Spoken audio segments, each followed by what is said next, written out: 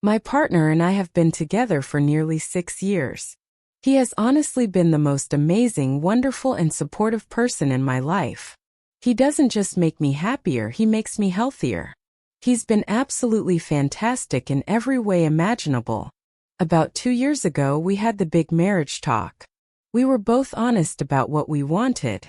He admitted that getting married made him so nervous. He has literally never seen a successful marriage. Every marriage he's ever witnessed has either ended in disastrous divorce or very sad premature death. I said I would stay with him whatever he chose, but there are some things I wouldn't do unless we were married. Just as he's seen too many marriages fail, I've seen too many loved ones be abandoned by men once the kids come along or when he finds a better option. In other words, as long as we weren't married, no kids and our finances remained strictly untangled from each other. He proposed to me a few months after that, and since then, he's turned into an absolute nightmare.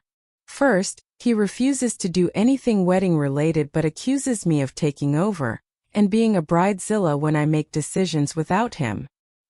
He does things behind my back, like inviting our friend who has 4 kids to bring the children when we agreed the only exception to the no kids rule would be my niece, who will be 3 months old and for obvious reasons can't be separated from my sister for the weekend. I can swallow that frustration, but he's also become hypercritical. Any mess around the house, even if he made it, if I haven't cleaned it up by the time he gets home, he refuses to talk to me. I work from home, so I usually do a lot of the chores like the dishwasher in my lunch break, but sometimes I don't have time. This is a busy time of year, and while my job is usually constrained to the 9 to 5, in the last few weeks I've had to work until 8 or 9.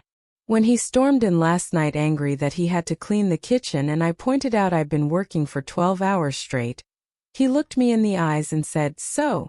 He's threatened to throw me out the house and call off the engagement 4 times. He's stopped initiating sex.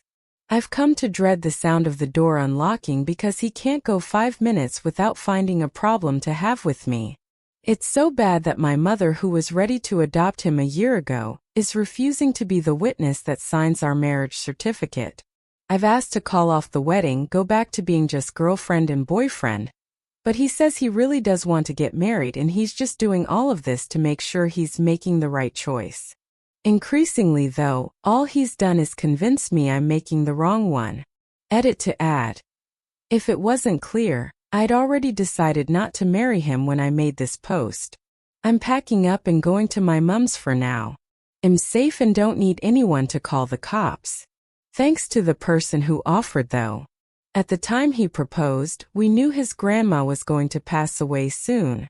We were renting the house next door to her, and while we knew he'd inherit the house we were living in, the 2 houses had slowly merged gardens in the 10 years he and his grandma had been living next to each other.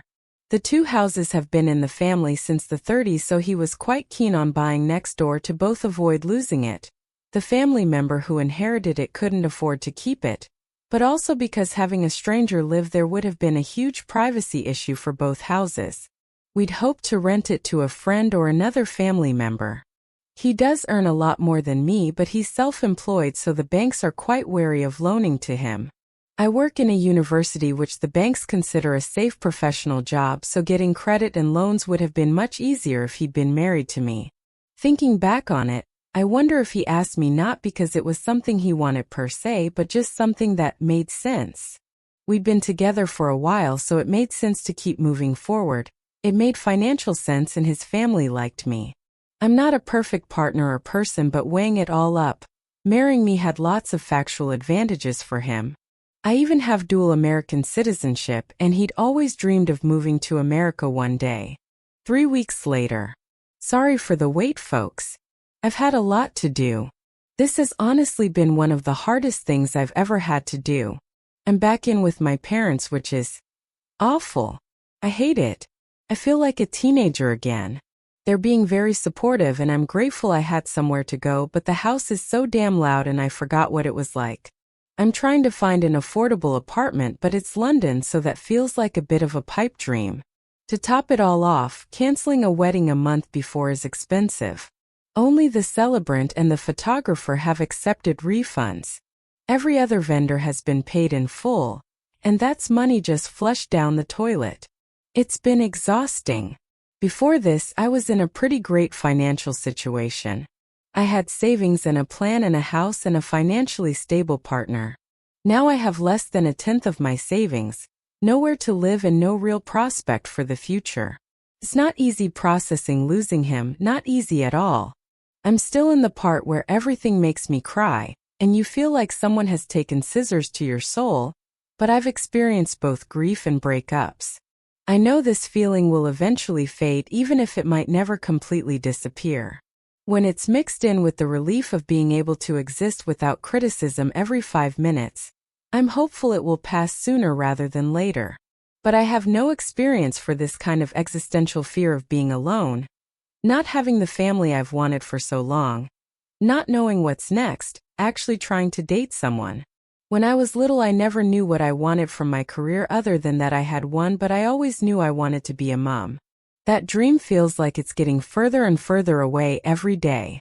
I have no experience for this burning embarrassment of telling everyone in your life that the wedding they were invited to isn't happening.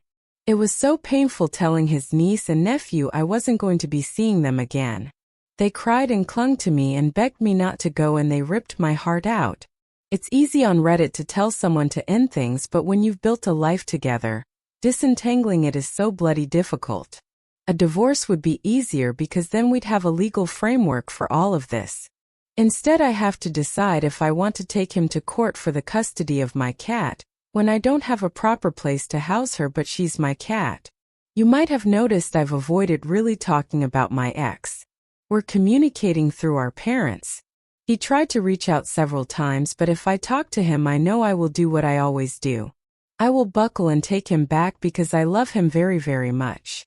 I've been in therapy, again courtesy of my parents, and my therapist has to keep reminding me to love myself more than I love him. I miss him anyway.